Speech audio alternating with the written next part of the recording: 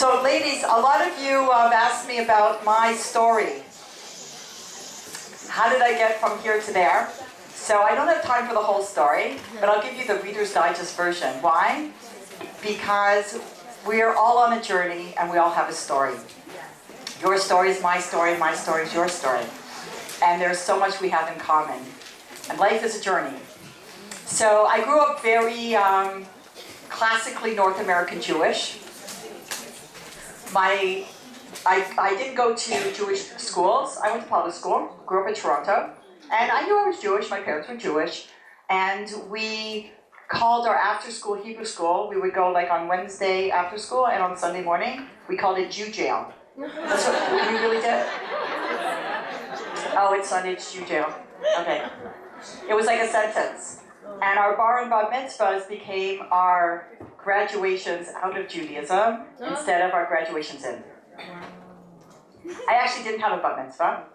I remember when I was 8 years old, my parents sat me and my sister down and said to us, okay, your brothers have to keep going in Hebrew school because it's their because they have to have a bar mitzvah, but you have a choice. You can and you don't have to.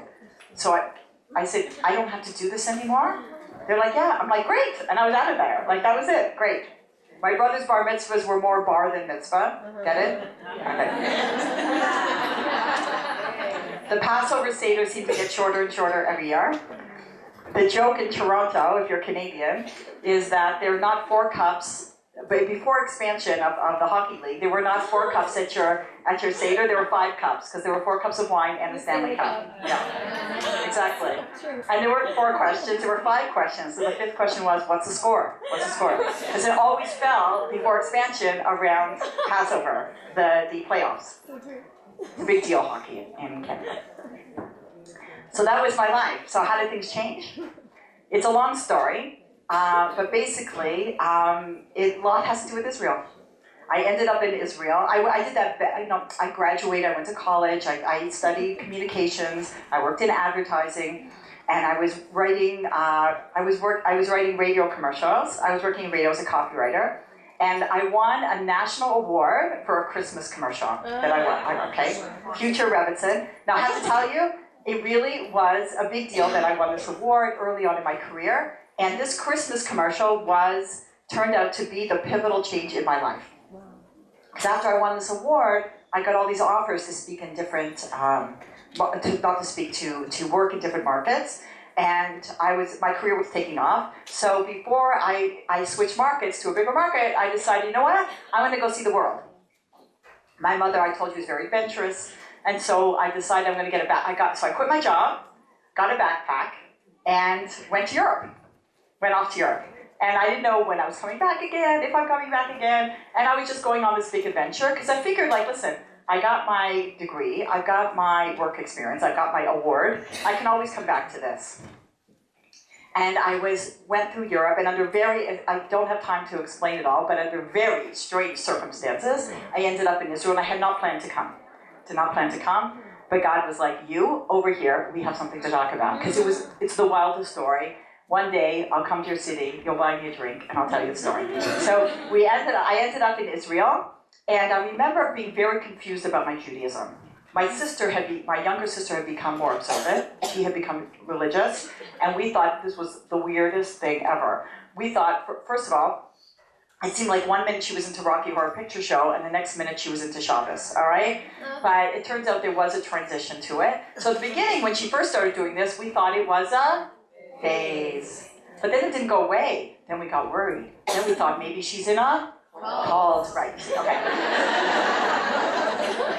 That's how it goes. And then we thought, well, at least it's a Jewish cult. At least she's not handing out flowers at airports or something, okay?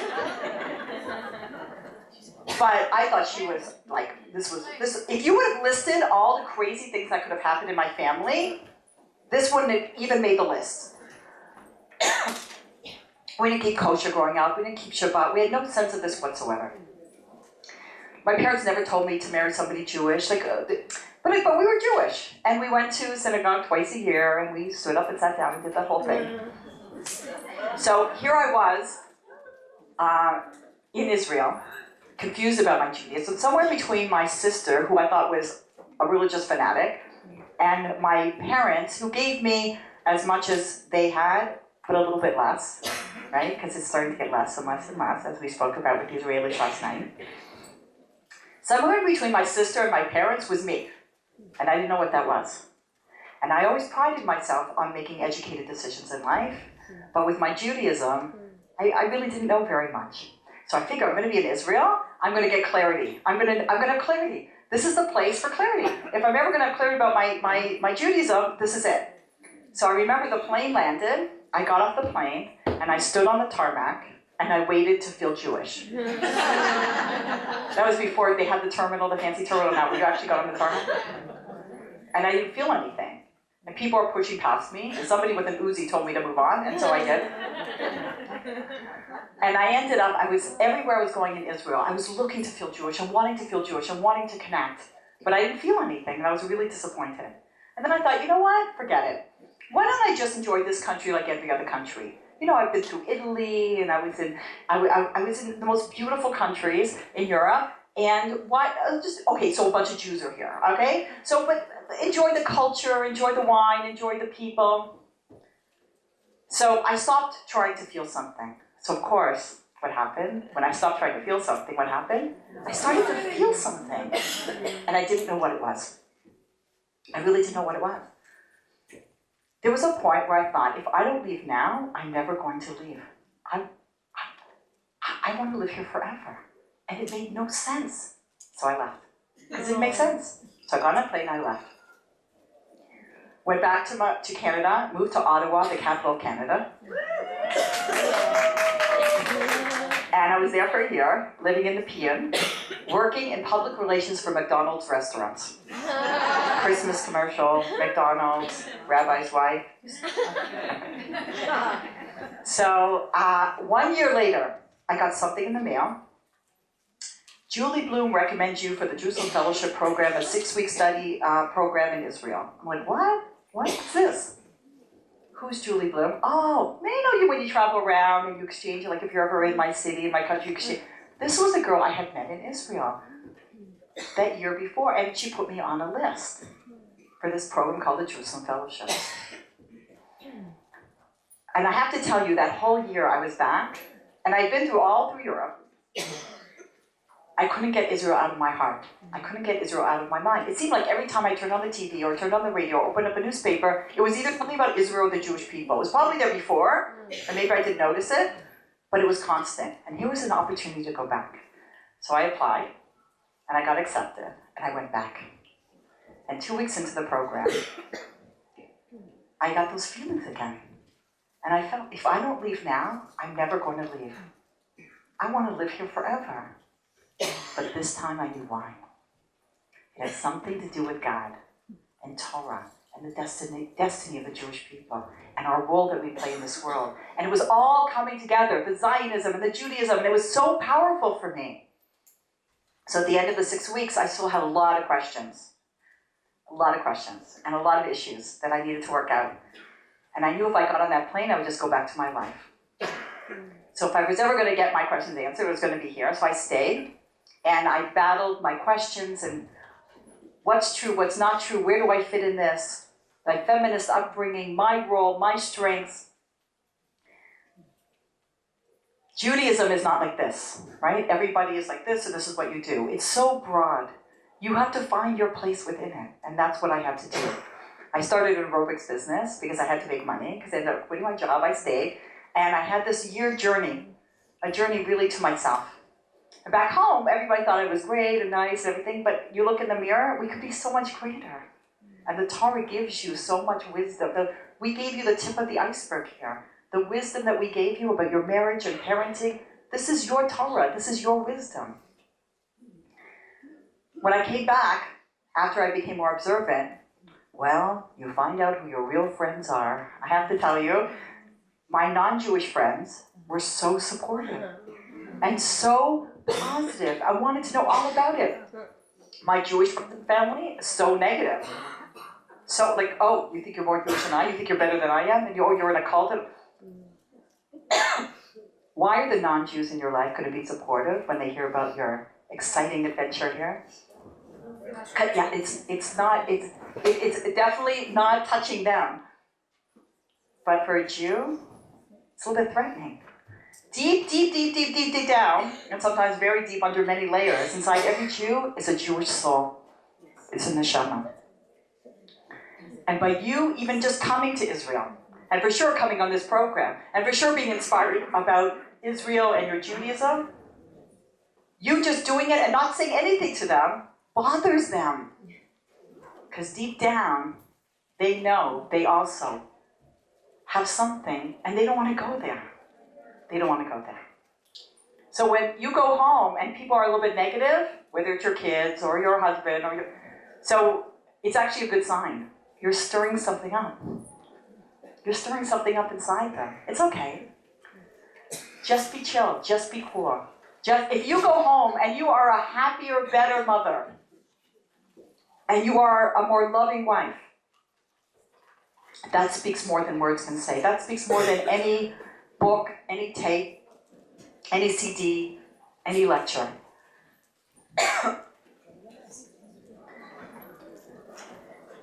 The only bad thing about this trip is you can't explain it. I'm sure you've already, thank you so much. I'm sure you're already, thank you so much. Last night, listen, you can't go on no sleep for days and days and days, and then we've been working so hard, so I think it's like, oh, okay, my time is up. You can't, where was I? Explain it. Yeah, so you can't explain the trip. So when you go back, and again, you are a better person and you're growing. You don't have to go home and overwhelm everybody with what you have. Please don't go home. You probably already have freaked everybody out at home already, all right? So maybe I should do this on the first day. And they're a little bit nervous, right? Some of them are nervous about you coming home. Like, what happened there? Just go easy. It's not all or nothing.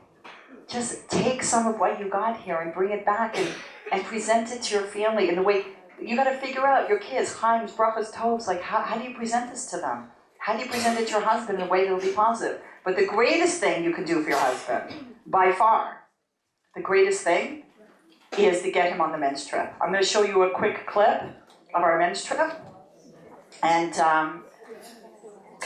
Ruth, can you bring up the men's trip? We're going to show you a quick clip of the men's trip. The greatest thing is just send your husband on the husband's trip, the men's trip, because that trip you can't explain this. You get him on the men's trip. The men's trip is designed, Charlie Harari leads it. It's for guys. It's 1 week. They leave on a Sunday. They're back on Monday morning. They get meat. They get alcohol. They're so easy to please, but he breaks them open. They are so emotional, and you can't imagine the brotherhood that they have. So if we could have the video, and if you could turn the lights off also, I'd appreciate it. The JWRP Men's Mission Trips is a 8-day trip. You leave on Sunday, you're in your desk on Monday.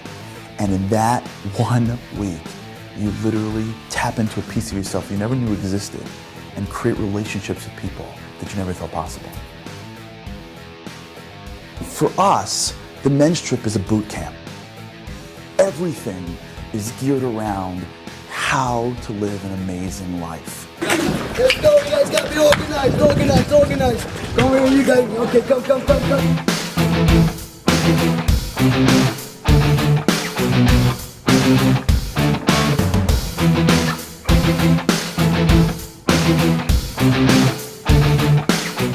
You don't leave your family. You don't leave your children. You actually go to Israel for your family.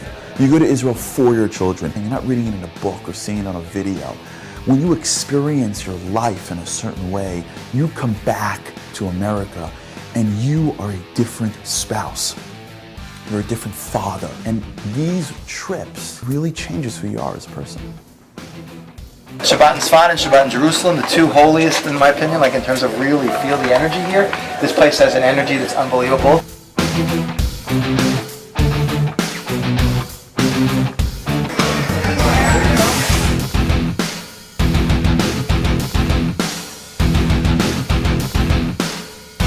We see it For a minute, there's something that's inside us called our soul and goes, that's me, that's right, that just feels right.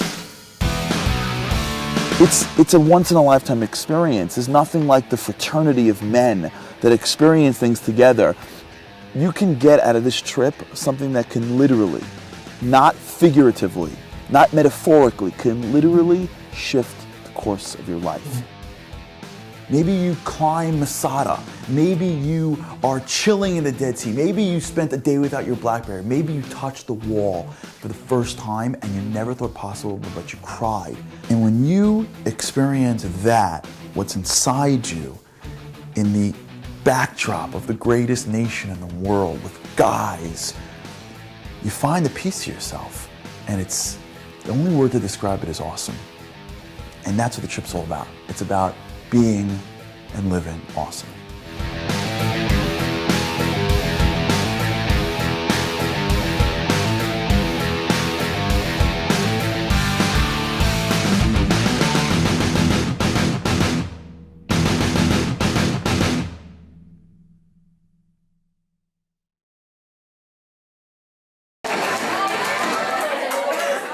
The guys have the time of their life, okay? Did you see them in basic training? That was like hilarious. These guys are like, the guys hit the floor, and the guy's like putting up his knee. They're fantastic. All right, so that is on, if you go to JWRP.org, which is our website, there is that video. Share it with your husbands. It's on JWRP.org, which is our website. You'll see that video, other promo videos, everything. There's tons of stuff on the site. There's classes, there's articles. The site is, we have a new website. It's fantastic, fantastic. Very important. Yes, question. And one very important question, I think this may have to start with men. Yeah. If they are already committed to a certain organization, and Yeah. they are loyal, that Yeah. happens to certain men, if they're committed to Chabad, they're committed to Yeah. this one, and they feel that they're like, violating a loyalty by coming on this trip. It's really a weird thing. How do we... Well, that's the problem with the organization. It's not our problem. It's not your problem, it's not your husband's problem. If the organization is like, don't go on this trip like to be inspired about your Judaism in Israel, then there's something wrong with the organization. All right? Yes. I love to tell this to everybody in my city. Everybody's relationship with all the Jewish organizations in their city, it's a friendship. It's not a marriage. You're not cheating on one organization when you engage with another organization. That's very nice, Vicky. Beautiful. Well said. Well said. Okay, so ladies, so now you have this, I believe, in your little bag of goodies. How do you bring this home? So we created an acronym for you, and the acronym is Israel. Okay, ISRAEL. Okay, Israel. All right. So we just put this together. I want to get magnets. Where are you, Ruth? Ruth? Yeah. We're going to get magnets for you. We're going to put this on your fridge. Israel. So I stands for Israel. All right. So some of you have visited Israel before. Some of you even live here. You learned things. How can you support Israel when you go home? One of the things that you should do is decide, make a decision. What can I do to support Israel when I'm home? In any way, whether you're going to be speaking about it, like when we gave you Stand Up for Israel, Stand With Us, speaking about it, fighting BDS on campuses, coming to rallies. Israel's your home. You should be connected and you should be supportive. So S of Israel, of our acronym, is steps. And we put in brackets baby steps. Pick something small and do it. Decide. A mitzvah that maybe you're inspired to do after this trip, whether it's lighting the Shabbat candles on time, or it's not gossiping about a certain person or a certain subject, whatever it is that you've decided to take home, just take something, a baby step, and do it. And every time you do it, it's going to bring you back here. It's like a touchstone. Whenever something incredible happens in my life, I try to take on a mitzvah, and every time I do that mitzvah, it brings me back to that moment where I felt so grateful or so connected. So you have to concretize it, right? Like practical. Relationships. You see, we gave you so much wisdom when it comes to relationships. But they can't see, they want the lights. They want the lights. We gave you so much wisdom when it comes to relationships. We asking you to pick an inside relationship and an outside relationship and resolve to improve it. An inside relationship might be with one of your kids, with your husband. An outside relationship might be a friendship, might be a neighbor, might be somebody who family you married into. Advocacy. Take responsibility, ladies. Don't go home and complain. And I wish they did this, and how come they don't do that? You make a difference. You get involved, please. If no one's doing it, it means you're responsible. You may not do it from beginning to end, but you're responsible to make sure it gets done.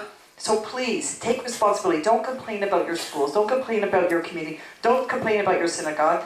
Take responsibility. You know how synagogues get started? People start them. You know how schools get started? People start them, okay? Organizations. You know how many organizations have started because of the JWRP? New women's organizations have started in cities. Go back, the organizations that you came with, tell them, you have a talent. When people come out to me, they go, how can I help you? I go, what's your talent? What's your skill? Tell me what do you have that's your strength? What's your strength? And I'll plug you into the organization, and you can use your strength to help. So the people who brought you, the organizations that brought you, you have talents and skills and resources. Take responsibility. E of Israel is each other. Ladies, you have each other. Stay connected. But how are you going to do it? How are you going to do it? Whether you're going to do a Facebook group together, or you're going to once a month get together outside of classes just for social. Invite each other, do Friday night Shabbats and go to each other's homes. Decide whatever it is that you decide to do. You have created a bond that no one's going to understand. Even the women who came on the trip before, you're going to feel connected to.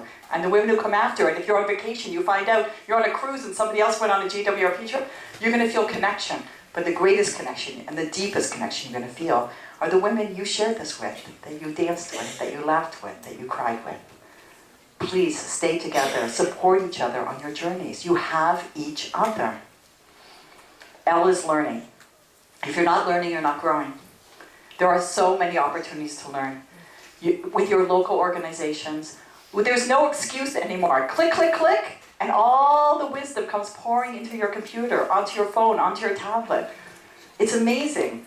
Please go onto the JWRP website. There's tons of stuff. We're going to be sending you things every week. It's called the Chevra Ramble. Chevra means like friends. And we send you something to keep connected. But there's so much opportunity. An organization is going to contact you. It's called Partners in Torah.